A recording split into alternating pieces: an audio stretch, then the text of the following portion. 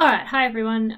So welcome to your first little bit of remote learning. Hopefully you've all found this all fine and all makes sense and everyone's happy. If you're overseas, I hope you had a safe time getting home and just looking forward to still getting some really important work done over the next couple of weeks.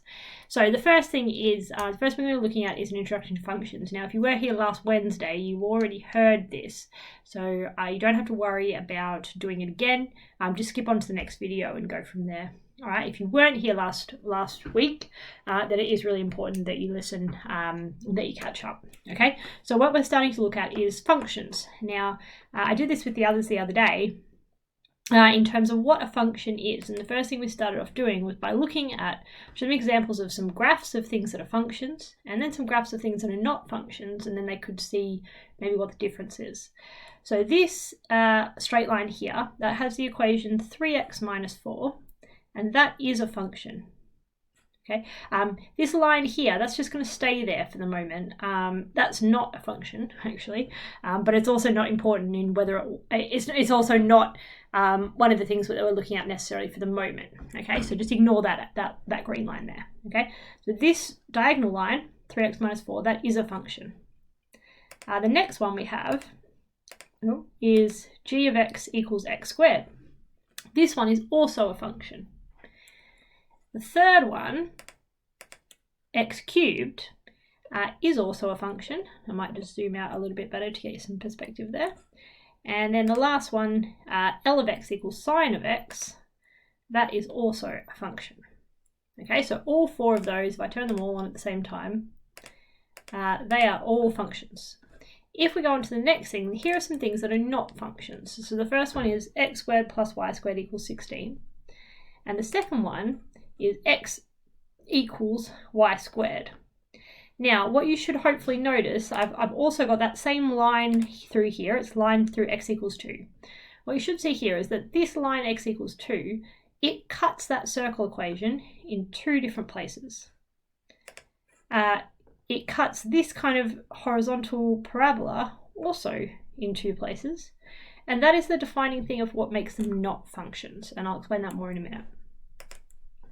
All of these equations, we can see that that vertical line only cuts each of these once. And that is what makes them all a function. Okay, so there we go. All right, so in your notes, I need you to put the heading functions, date of today, and then here's a bit of a table. You might want to put this in, you might not. It would be good if you could write that definition down. The rest you don't really need too much. Okay, so I'll give you a second, pause the video, and then come back to this when you finish writing that stuff down. Okay, alrighty, done. Okay, so what a function is it's something in which you have an input and an output in an equation. Okay, so in this case here, where we've got y equals 2x plus 4, we have an input, that's x. Okay, generally x is our input. And then we have an output y. Now, each of those inputs and outputs are specific to each other. So every single x value that you have will have a different y value. All right, so here, I'm just going to write this in here.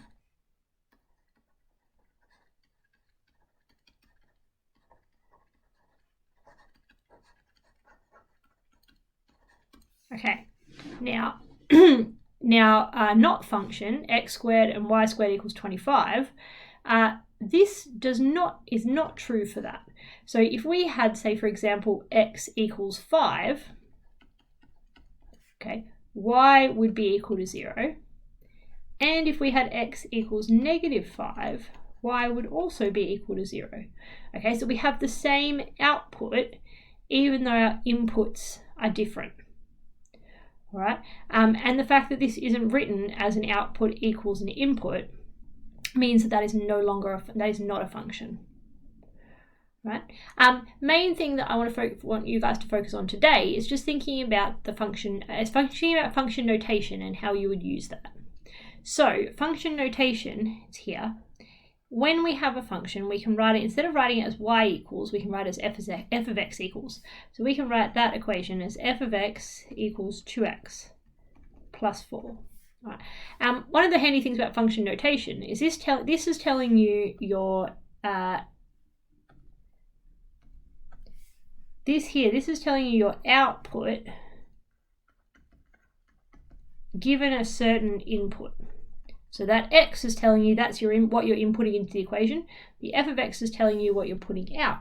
And that's really nice, because then if we want to replace x with a value, say for example f of 2, okay, so we're saying now our input is 2, our equation would then be 2 times 2 plus 4, which would give you 4 plus 4, which is 8, and so therefore your output when x is 2 is equal to 8. Right? You don't only have to have number inputs though, we can also have algebraic inputs. So we can say we're inputting, say, a squared. Okay, so still the same equation.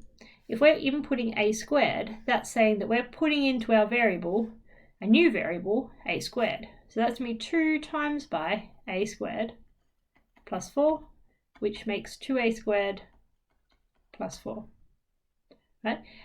Be careful that, say for example, our function was f of x equals x squared plus 3x minus 10.